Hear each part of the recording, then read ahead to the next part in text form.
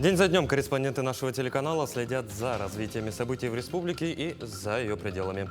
Подводя итоги этой недели, мы расскажем о самых заметных новостях. В эфире программа «Якутия. День за днем». В студии Петр Васильев. Здравствуйте. Вот о чем мы расскажем сегодня. Сильные морозы сковывают Якутию третью неделю подряд. В чем причина таких похолоданий? Жители поселка Светлый на несколько дней остались без холодной воды. Наши корреспонденты разобрались в причинах аварии. Жила раньше в комфорте, никогда не испытывала в нужде в воде. Сейчас приходится набирать снег, топить его.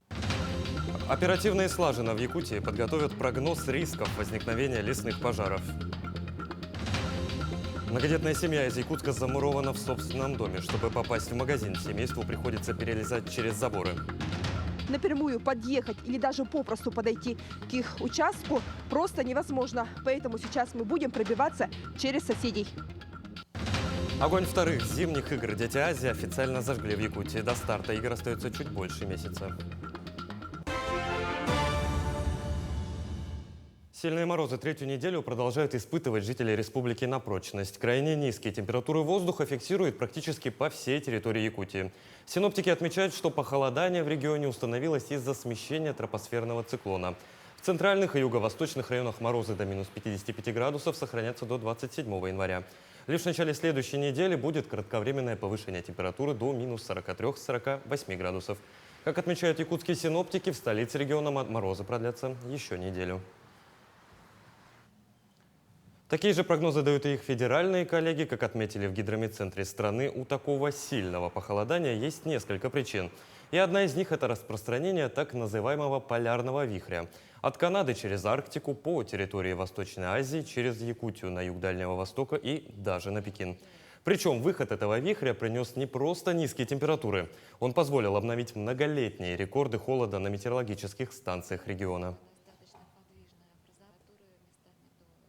Температура понижается до минус 60-65 градусов. Это как раз то, что мы наблюдали в последние дни.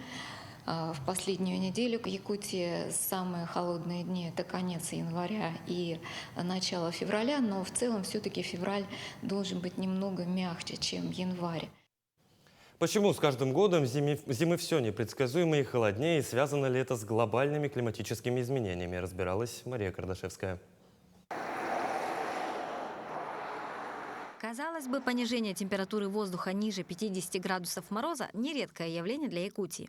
Но синоптики в один голос заявляют, что в этом году температура побила многолетний рекорд. Провели синоптики анализ такой, что вот погода, которая сейчас стоит у нас на территории республики, это вот этот холод, который встал в январе практически на всей территории. Последний раз такое было в 1994 году. Однако для ученых это не аномалия, а обычное явление.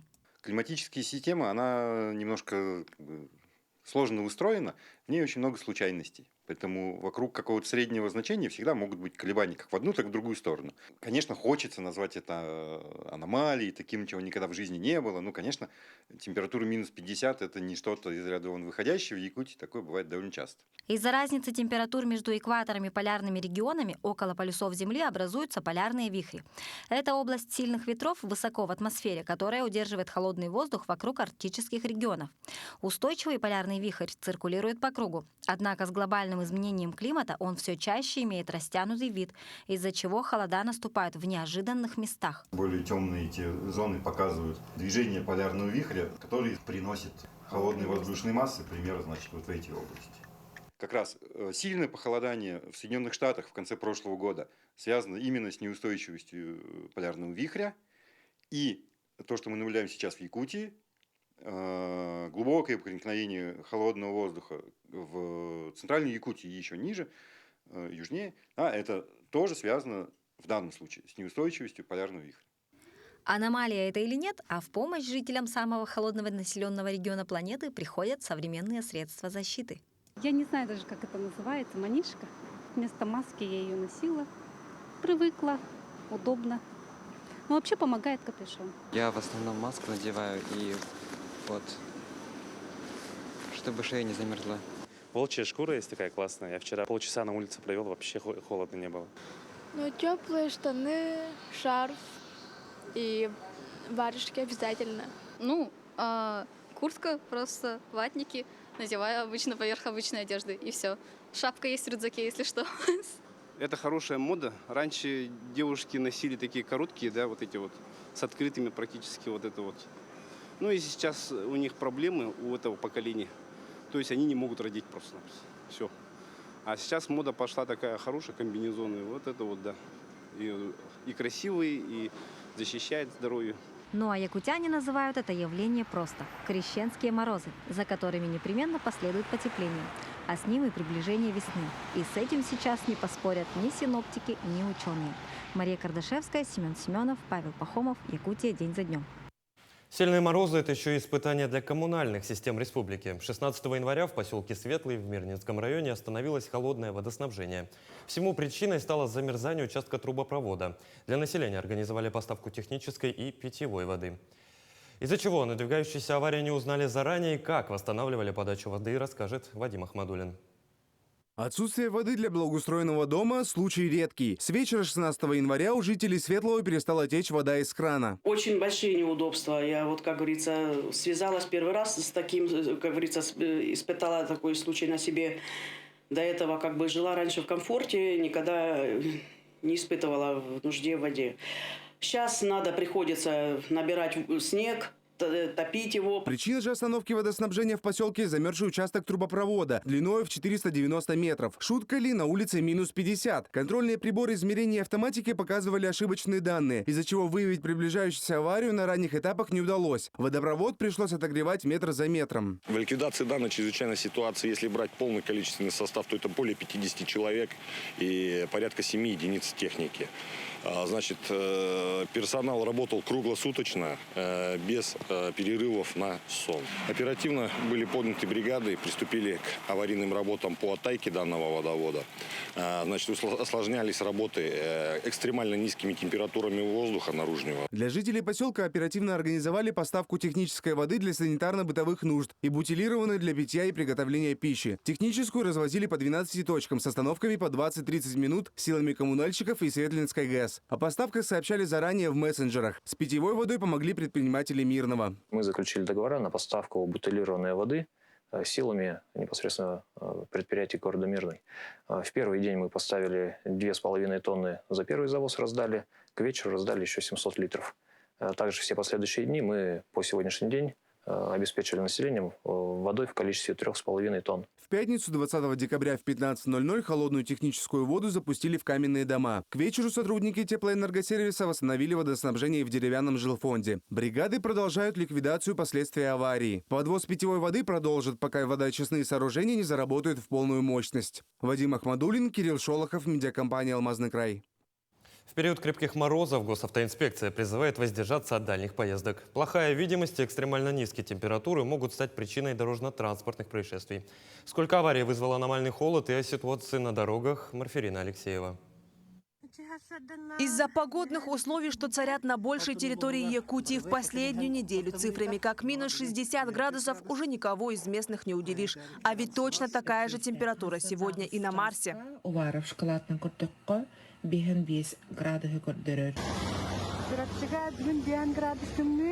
Густой морозный туман окутал все дороги Якутии. Водители дальней дороги снимают, как от низкой температуры лопаются шины больших грузов. Резина вся полопалась. Экспериментальная китайская резина. Здесь 8 колес.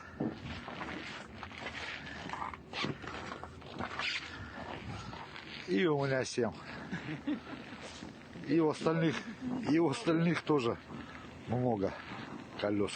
Все стоят теперь с колесами. А в столице из-за выхлопных газов видимость на дорогах очень низкая. Густой туман и несоблюдение безопасной скорости стали причиной столкновения 10 машин. Авария произошла на 14-м километре Намского тракта. В общем, за 7 дней по Якутии произошло 96 ДТП, 10 из них с пострадавшими разной тяжести, 1 случай с летальным исходом 1 человека. 14 января около 11 часов утра на 30-м километре федеральной дороги Вилюй. По предварительным данным, 23-летний водитель, управляя микроавтобусом Toyota Hiace, не выдержал безопасную скорость движения и дистанцию между транспортными средствами и совершил столкновение с транспортным средством Scania. Ну а в результате автоаварии 10 пассажиров микроавтобуса с различными травмами обратились в медучреждение. Ну и от полученных травм водитель Hiace скончался на месте происшествия до приезда скорой помощи. Морозы ниже 50 градусов простоят в Якутии предположительно еще неделю. Поэтому водителям рекомендовано не выезжать на дальние дороги, быть предельно внимательными, осторожными, соблюдать безопасную скорость и дистанцию. Пешеходам же необходимо переходить дорогу только в положенных местах. В свою очередь, для оказания помощи на трассах Якутии госавтоинспекция выставила дополнительные экипажи. Инспектора работают в круглосуточном режиме на федеральной автодороге Вилюй. Дежурство носит 2 инспектора, по 2 инспектора и 1 автопатруль. Днем и ночью стоят, работают. С города переезжает спецбатальон, спецавтомашиной «Ураган» для предотвращения ДТП. Нами, инспекторами, выявляется правонарушений. Несмотря на то, что подобные аномальные морозы в последний раз в Якутии были зафиксированы 29 лет назад, ежегодно в январе увеличивается ДТП на дорогах. Например, за аналогичный 7-дневный период в прошлом году было зафиксировано 93 ДТП, один из них с летальным исходом. Напомним, в этом году 96 с одним погибшим человеком. При возникновении экстренных случаев на дороге звоните по номеру 127, либо 35 22 22 или же 47 35 69. Для оказания помощи будет направлен ближайший дежурный экипаж. Марфелина Алексеева, Семен Семенов, Иван Слепцов, Якутск, Горный. Между тем, якутские холода остаются и главным брендом республики. Туристы не только со всей страны, но и из других государств приезжают к нам, чтобы воочию убедиться о слагаемых легендах про наш холод. Подробнее Галина Чекурова. Известным трендом, который пытаются воплотить в жизнь жители и гости большой республики, является фейерверк из кипятка. Данная забава иначе называется эффект Мпембе, когда горячая кипяченая вода при низких температурах превращается в ледяные кристаллы.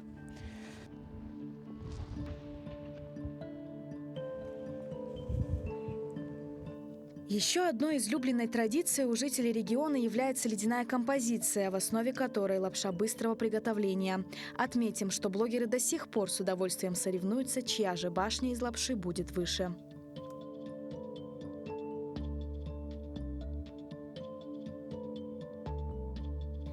Пока другие ищут оправдания не заниматься спортом, якутяне, несмотря на температуры в минус 50 и ниже, продолжают играть в футбол на улице. Идея очень проста. Это футбол. Вокруг земного шара куча миллионов, миллиардов любителей этого классного вида спорта футбол. И знаете как? В жару играют все. Зимой играют не все. Идея проста, потому что легко вышел на улицу, ворота, погода и собрал своих друзей. No problem. Для чего мы это делаем? Для того, чтобы развить, для того, чтобы показать, для того, чтобы сказать людям, что неважно где, в каком регионе, в какой стране ты живешь, а главное, ты играешь в этот прекрасный вид спорта под названием футбол. Футбол на холоде, конечно, очень экстремально, но заплыв в такую погоду в ледяной воде определенно ни в какое сравнение не идет с моржеванием. Отметим, что такие критические морозы наблюдаются впервые за 29 лет. А между прочим, якутские моржи не приостановили свою деятельность. Особенно излюбленным местом жителей и гостей республики в этом году стал полюс холода Оймеконский район.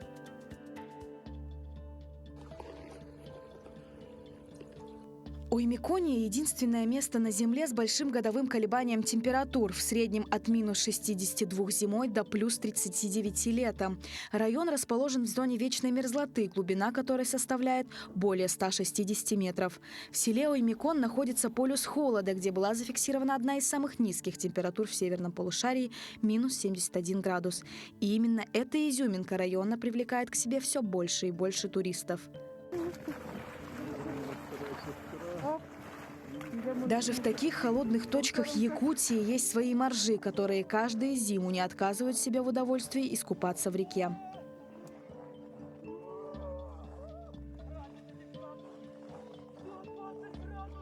Обычно это я делаю ведро воды, ставлю на улице, замораживаю, и когда он уже превращается в лед, обливаюсь.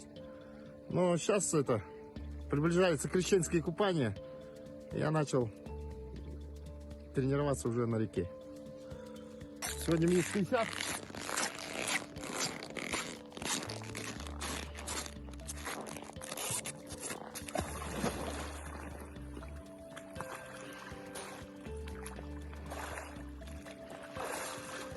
Четвертый год подряд команда путешественников Arctic Trophy из Перми отправляется на новогодние каникулы в арктические экспедиции. В этот раз они преодолели из Якутска на машине 560 километров через Верхоянский хребет, находящийся в Тампонском районе, и добрались до Эмикона. Полюс холода встретил гостей 62-градусными морозами. Команда решила проехать в Эмикон, чтобы испытать себя на прочность, пройти испытания холодом и насладиться красотами Большой Республики. Мы посетили сначала Ленинские столбы, прошли обряд благословения у шаманки в Якутске. Вот. И потом, поехали через Хандыгу. Ну, честно говоря, я впечатлился, мы все впечатлились. Я знал, что там будет участок гор, там, фотографии видел, но что он будет такой протяженный и такой красивый, конечно, не знаю, это круто. Якутская зима, как бы ни говорили люди, само собой является самой суровой, но в то же время самой красивой. И если есть люди, которые думают, что в нашей республике нечего делать, то с ними могут поспорить тысячи людей не только с Якутии, но и из других стран. Галина Чекурова, Джулустан Накентьев. День за днем. Продолжим подводить итоги после небольшой рекламы. Оставайтесь с нами.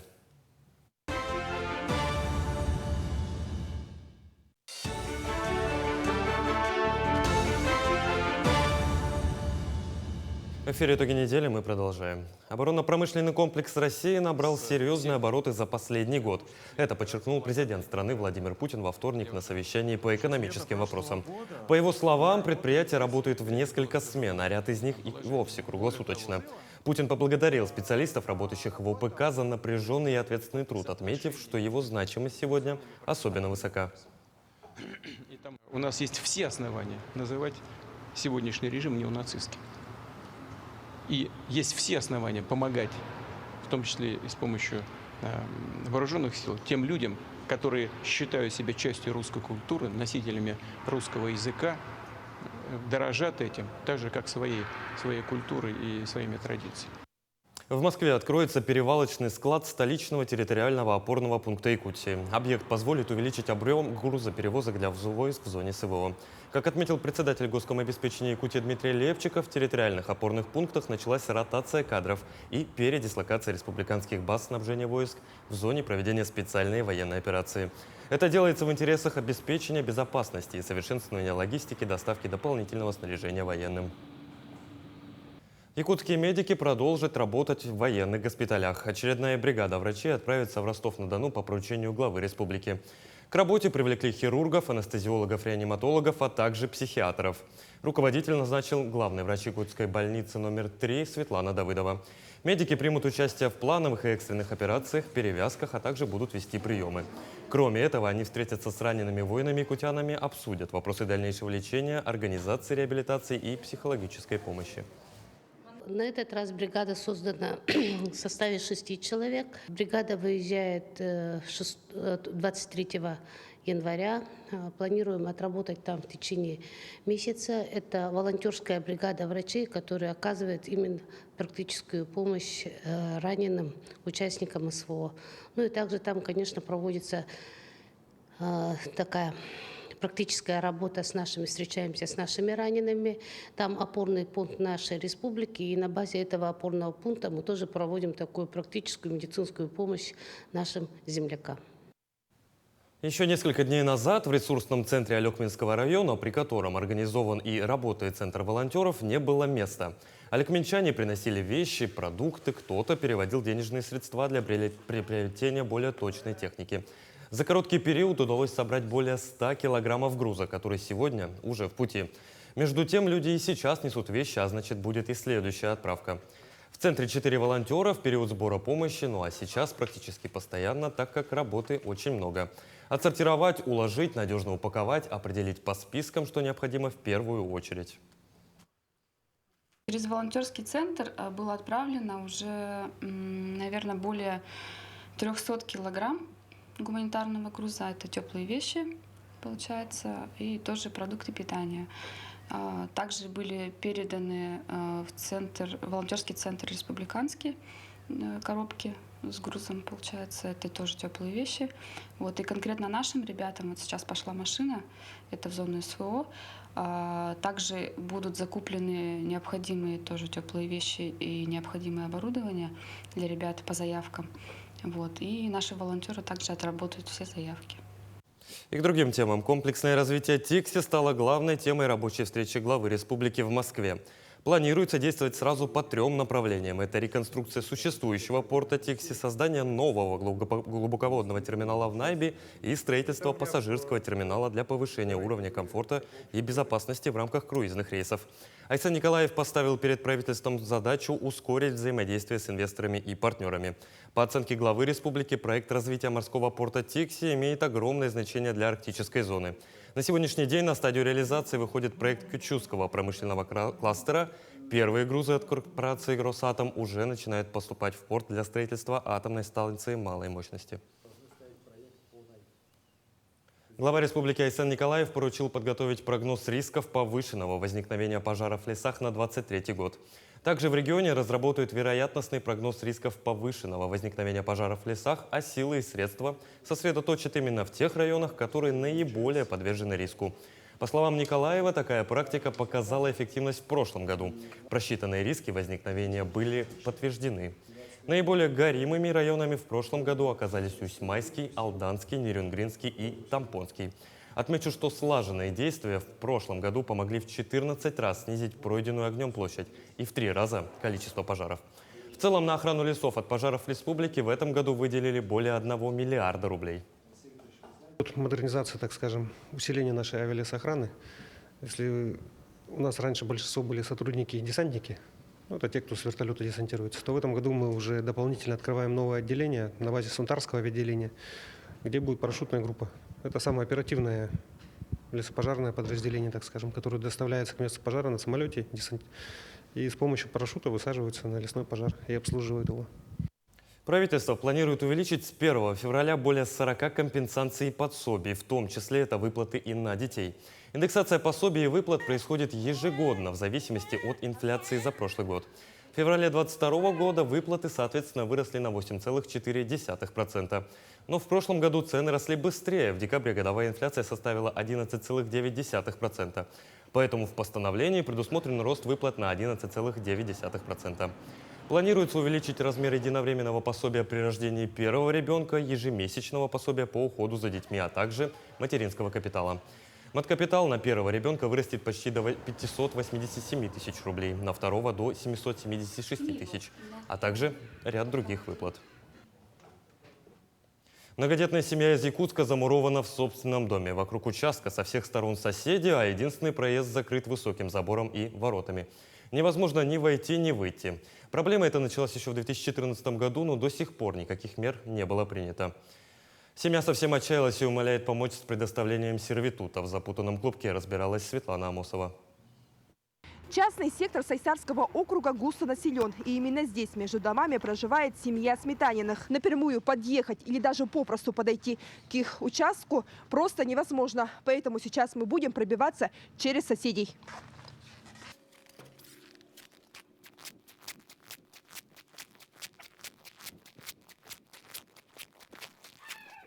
А здесь еще надо перейти через такой профлист. Во-первых, это очень неудобно, а во-вторых, практически невозможно, да еще с маленькими детьми. Многодетная семья Сметаниных в прямом смысле этого слова заперта в своем клочке земли посреди 8 соседей. Ранее проезд к дому был, но в 2013 году некая женщина выкупила дорогу и оформила в собственность, а затем продала другим. Те хозяева в августе прошлого года построили высокий забор и установили ворота. Таким образом, семья лишилась единственного выезда и въезда в дом, пока сосед еще не закрыл проходы. Но такие случаи уже были и не раз. Продукты вот так вот берем. Смотрите, через высокий такой забор передаем. Самое страшное, что в любой экстренной ситуации к дому ни пожарная машина, ни скорая помощь не сможет подъехать. Скорая приезжать не собирается. У ребенка высокая температура, плачет, сил вообще у него нет. Вообще ужас. Еле уговорили соседа открыть нам ворота.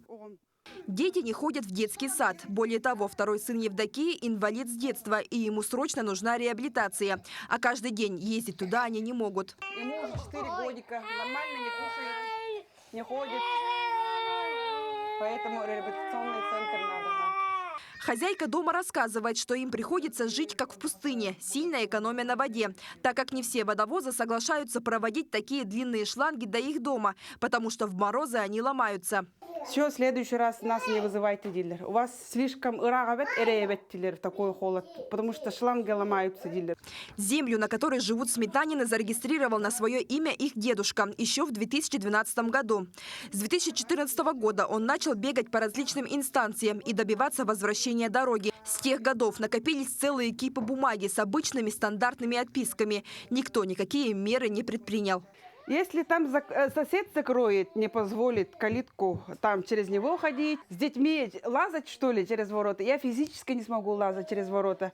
Или вертолет там купить. То. Наконец, в ноябре прошлого года городской суд решил на 3 года предоставить семье сервитут, то есть временную возможность передвижения через участок соседа. Но ответчик обжаловал данное постановление. И 18 января Верховный суд отменил сервитут.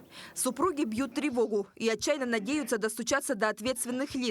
Ведь невозможно жить в такой ловушке с 3 маленькими детьми и быть отрезанными от всего мира. Сейчас за проверку взялся Следственный комитет. Но к чему приведет данное расследование, пока неизвестно. Сметаниным придется ждать и верить, что справедливость будет на их стороне. Наш телеканал и дальше будет следить за развитием событий. Светлана Амосова, Георгий Григорьев, Якутск. Продолжим подводить итоги минувшей недели после небольшой рекламы. Оставайтесь с нами.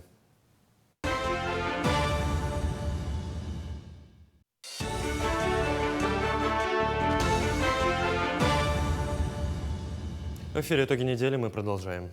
Между тем, более чем на 80% завершены строительные работы на объекте республиканского онкологического диспансера. С ходом строительства ознакомился глава республики Айсен Николаев. Прямо на строительной площадке провели выездное совещание, на котором определили ряд вопросов. Подробности расскажет Александр Хавренко. Во второй половине 2023 года в Якутске заработает республиканский онкологический диспансер. Первый проект диспансера появился еще в 2016 году и к началу строительства несколько устарел. Поэтому строительным организациям, работающим на его возведении, пришлось вносить некоторые корректировки. Но на сроках строительства объекта эти вопросы никак не отразились. Отработали с проектной организацией АО «Гипроздрав». Сейчас, значит, проходим экспертизу заново. Сдача у нас предусмотрена в сентябре, но общестрой мы закончим где-то в июне месяце. Останется после монтажа оборудования только, значит, последние штрихи. И я думаю, что республика получит такой замечательный объект. Современный медицинский комплекс на 180 коек, оснащенный самым современным оборудованием, будет введен в строй, что позволит республике сделать еще один шаг в сторону улучшения качества оказания медицинских услуг.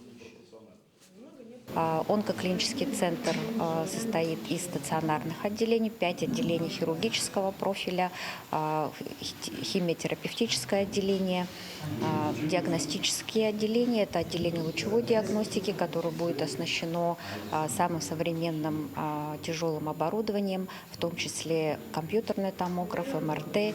Впервые на нашей базе будет установлен ангиографический комплекс, который позволит выполнять высокотехнологичные операции. Современный медицинский комплекс подразумевает работу с применением высокотехнологичного оборудования. И вопреки всем санкциям, медицинское оборудование для центра будет поставлено в срок и в полной комплектации.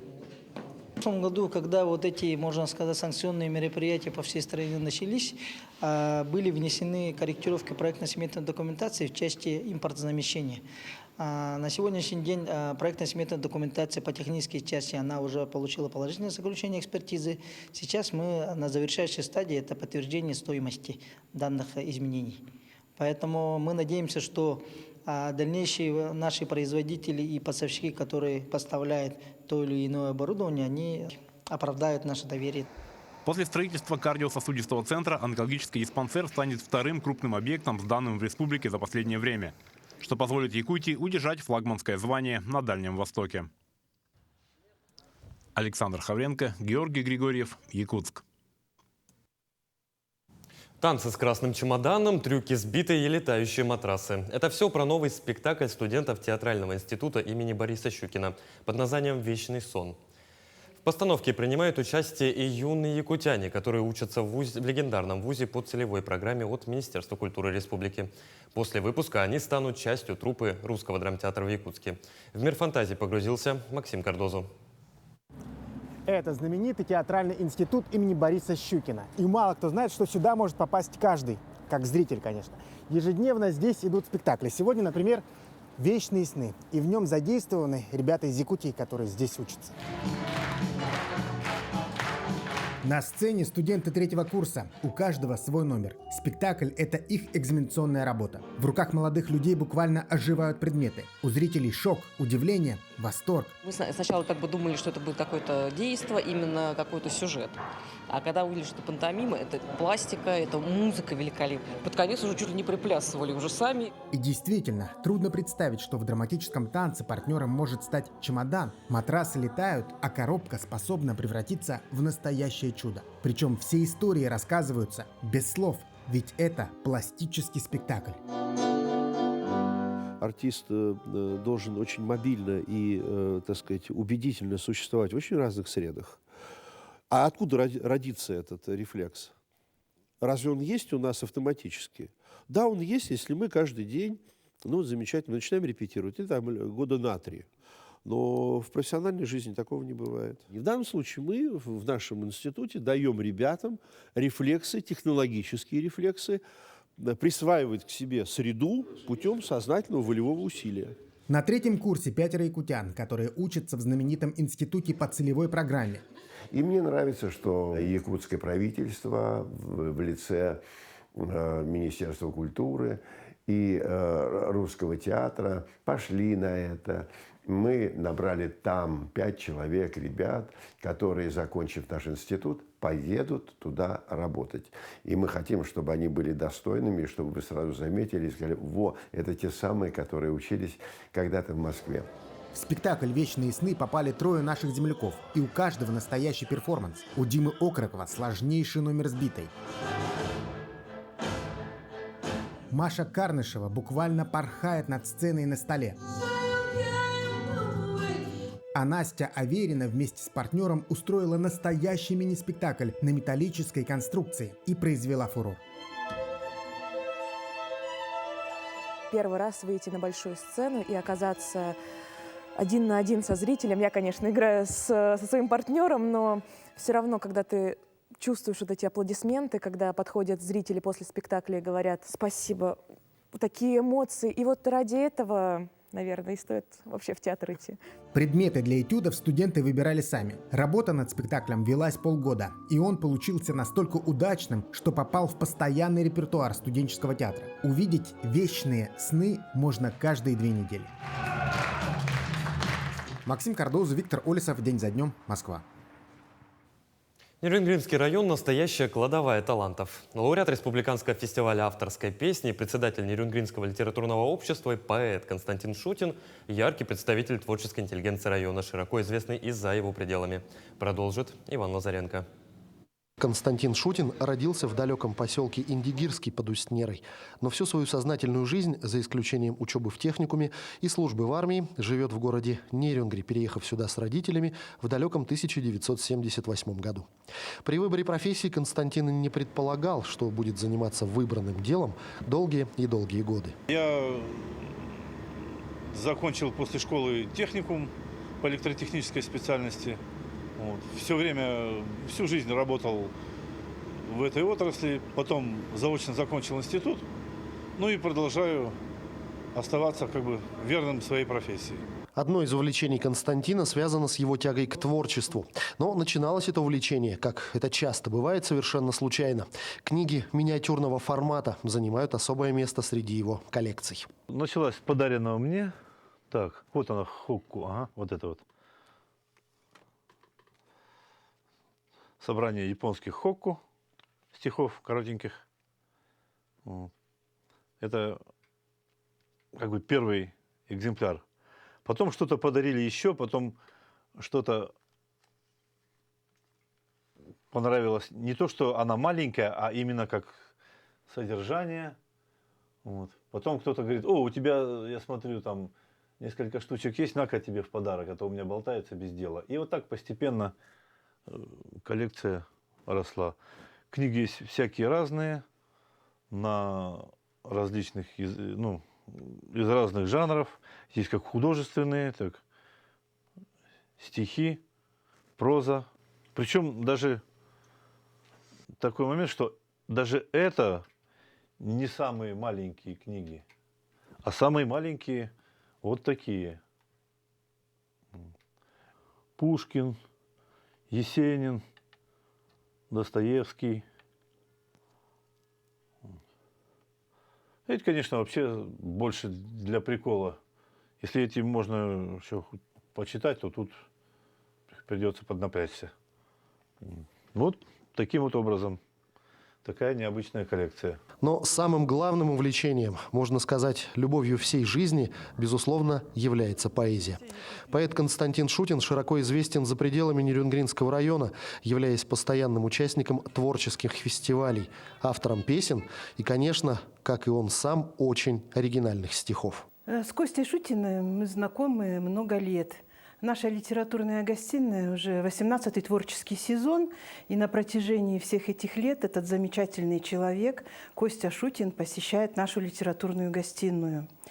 Я хочу сказать, что этот человек многогранен. Он пишет прекрасные стихи, и единственный в нашем городе поэт, который пишет сатирические стихи. И всегда, когда у нас идут литературные гостиные, зрители, которые тоже уже много лет ходят к нам, спрашивают: а Костя Шутин будет выступать? Потому что когда он выходит на сцену и читает свои стихи, в зале шквал аплодисментов и позитив. Любовь к родному краю также нашла отражение в творчестве Константина Шутина. Будучи заядлым путешественником, очень много произведений он посвятил своей малой родине. А был ли ты когда-нибудь в Париже? Грел пузо на Мальдивах или в Сочи? У нас, конечно же, этажи пониже, и в Чульмане купаться, не очень. Бывают в мире города и краше. Но здесь наш дом, дела, друзья, работа. И Нерюнгри мы любим. Это ж наше.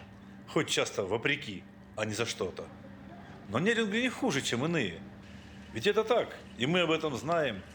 Его мы, нерюнгринцы коренные, по-свойски просто Нюркой называем. Иван Лазаренко, Захар Головин, Нерюнгри. Историко-технический музей автомотостарины Владивостока – редкая и ценная галерея советской и зарубежной автомототехники. За 15 лет существования он стал визитной карточкой города. Сегодня здесь можно увидеть легендарный ЗИС-110Б, в котором ездил Никита Хрущев. Подробнее в материале Лидии Гасанбалаевой. Как будто машина времени перенесла нас в этот уникальный автомобильный музей. Есть экспонаты, которым более 100 лет. Здесь мы можем наглядно отследить историю развития автомобильной техники, начиная с 20-х годов 20-го столетия. Эксклюзивный экспонат музея – автомобиль ЗИС-110Б, который был закреплен за Никитой Сергеевичем Хрущевым, занимавшим тогда пост председателя Верховного Совета Министров СССР. Прежде чем попасть в музей, все машины проходят тщательную реставрацию и в дальнейшем требуют постоянного ухода и заботы. Таким образом, это большой труд неравнодушных людей, что мы сегодня можем вживую сравнивать современные автомобили с их предшественниками. Данный музей для меня стал открытием, так как я интересуюсь машинами, мотоциклами, то, что с ними все связано, что не свойственно девушке. И за спиной у меня стоит машина марки ЗИС-110Б, изготовлена 1946 года. На нем катался сам Хрущев Никита Сергеевич. Также из мотоциклов я могу выделить мотоцикл марки BMW 1938 года. Также здесь представлены не только машины и мотоциклы, также их моторы, шлемы, истории, как проводились в СССР соревнования. Еще могу выделить зал, где стоят военные машины. Также в этом музее мы посидели на 4 машинах. Они предоставляют доступ. Самый яркий зал с легковыми автомобилями середины прошлого века. На фоне панорамных фото советской Москвы припаркованы «Волги», «Москвичи», «Запорожцы» и «Одна Победа». При реставрации перекрашена в ядовито-зеленый цвет. Сегодня мы пришли в музей раритетных автомобилей. Тут показано множество транспортов, включая мотоциклы, военные транспорты, еще разные виды автомобилей. Нравилось то, что тут представлены мотоциклы не только производства СССР, но и других стран, как Англии, США, Чехословакии. Еще я тут и видел свои знакомые марки, таких как BMW, Иж, Harley Davidson. Они очень отличаются от современных мотоциклов. Как они изменились за последние 100 лет? Ну и было очень интересно. А также отдельного упоминания заслуживает галерея железных коней, дающая глубокое представление об истории мототехники в нашей стране. Здесь можно увидеть и первые советские мотоциклы, и новейшие модели, собранные у стенда легенды приморского мотоспорта. Лидия Гасанбалаева, Владивосток. Продолжим подводить итоги минувшей недели после небольшой рекламы. Оставайтесь с нами.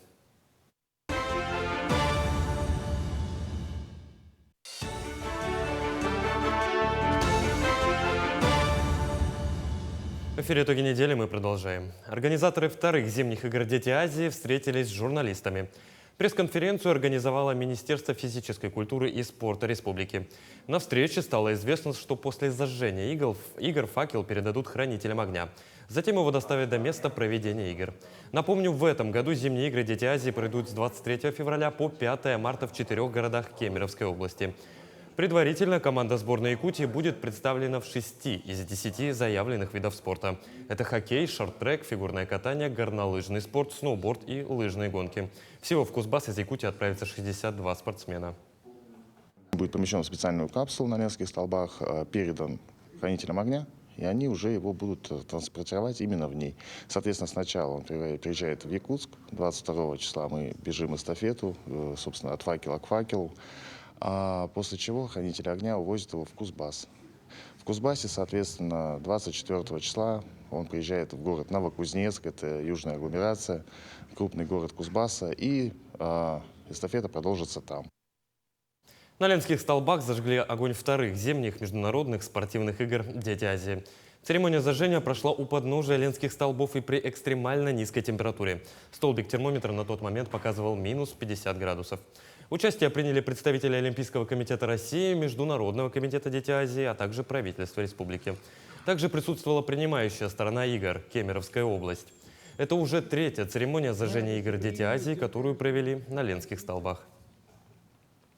Сегодня мы зажигаем огонь на Ленских столбах и выдвигаемся в город Якутск. Завтра там пройдет эстафета. После этого мы выезжаем в Кемеровскую область. Первый город, принимающий огонь, город Новокузнецк. 24 января состоится первый забег. Дальше мы поедем по всем городам, принимающим участие в играх «Дети Азии». Это Таштагол, Шерегеш, Междуреченск. И закончим мы 23 февраля в городе Кемерово на официальном открытии Олимпийских игр «Дети Азии». На этой неделе православные христиане отметили один из 12 главных церковных праздников календаря – Крещение Господня. Во всех храмах Якутии состоялось великое освящение воды. О том, как прошли праздничные дни в Якутске, расскажет моя коллега Анна Пшенникова. Люди, спешащие в эти морозные дни в храм с пустыми емкостями, не редкость. Прихожане идут за крещенской водой, освящение которой проходит во всех православных храмах. Считается, что вода эта обладает целебной силой как для тела, так и для души. И еще крещенской водой принято окроплять дом, а также хлев и домашних животных. Она святая, помогает и освещать жилье там.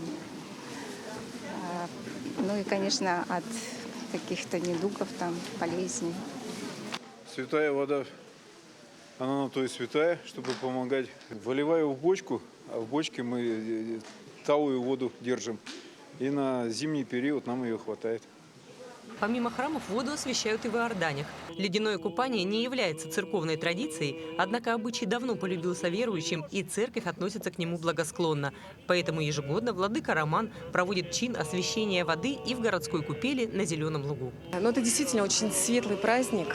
И когда приходишь в этот день в храм, чувствуется такое единение, какая-то радость. И мы обязательно в этот день, какая бы ни была погода, какой бы ни был мороз, мы обязательно едем в купель, потому что ощущение того, что вырастают реально крылья. Это очень важно для нас всех в это время объединяться вокруг таких праздников. И это очень здорово. Рекордные морозы этой зимы проверяли на прочность силу духа верующих. Не все решили отправиться на крещенское купание. Среди смельчаков, вошедших в ледяную Иордань, оказался и глава Якутии Айцен Николаев. Окунаемся на крещенские купания постоянно, с тех пор, как досточтимый владыка Зосима в свое время здесь, в Якутске, эту традицию основал. Это было, если не ошибаюсь, 2005 или 2006 год. Вода прохладная, и лед уже, хотя его чистили здесь, и палатки время от времени отопление включать, лед легкий был. На моей памяти это мое второе окунание в крещенскую купель, когда температура за стенами палатки ниже 50. Вода является неотъемлемой частью крещения и напоминает о библейских событиях, когда Спаситель окунулся в воды Иордана. Сегодня, по словам главы якутской епархии владыки Романа, крещенская вода также является спасительной для нас, но только в сочетании с верой и чистыми помыслами. Дорогих моему сердцу якутян, сердечно поздравляю с великим праздником Богоявления и крещения Господа и Спасителя нашего Иисуса Христа. Через весь праздник вчерашний сочельника и сегодняшний проходит тема воды, как великой святыни через освящение. И мы благодарим Господа в сердце своем, а радость праздника передаем друг другу через доброе настроение, через добрые дела, через поздравления, конечно же.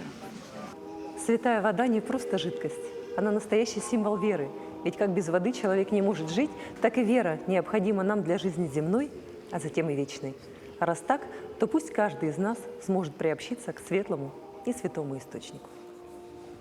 Анна Пшенникова, Семен Семенов, Джуластан Иннокентьев, Якутск.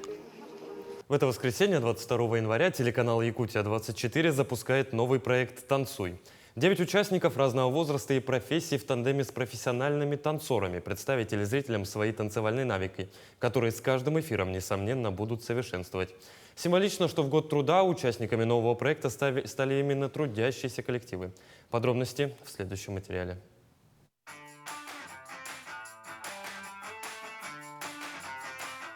9 участников разного возраста и профессий в тандеме с профессиональными танцорами представят Якутии свои танцевальные навыки, которые с каждым эфиром будут усовершенствовать. Очень символично, что в год труда участниками нового проекта стали именно трудящиеся. Это люди самых разных профессий, но всех их объединяет любовь к танцам, любовь к искусству. Я считаю, что это очень смелые люди, очень, где-то даже немножко с авантюрой, с такой вот, знаете, в хорошем смысле. То есть не каждый человек решится выйти публично и показать себя с творческой стороны в каком-то совершенно новом качестве. Одна из участниц – Оксана Им. Работает в акционерной компании «Алроса» экспертом второй категории вот уже 19 лет. Оксана увлекалась танцами в детстве и сейчас решила испытать себя, так как считает, что творчество и искусство вдохновляют и окрыляют человека. Вообще мир искусства – это прекрасно. Танцы дают возможность человеку самовыразиться, я думаю, как-то раскрепоститься, координацию, фигуру кто-то себе делает, да, я так понимаю. Премьерный показ стартует 22 января. На нем зрители поближе познакомятся с каждым участником. В прямом эфире конкурсанты представят номера, которые подготавливают самостоятельно. На последующих показах соревноваться будут уже пары – участник и профессиональный танцор или хореограф. Жюри будут выставлять главные оценки нашим участникам. Все зависит от них. Но телезрители, они также смогут участвовать в голосовании. 2 пары, которые наберут наименьшее количество голосов, у них будет возможность набрать еще свои голоса в течение недели. То есть, когда закончится эфир, как было на проекте НВК Саха сразу же пара, которая набрала наименьшее количество голосов, она выбывала с проекта.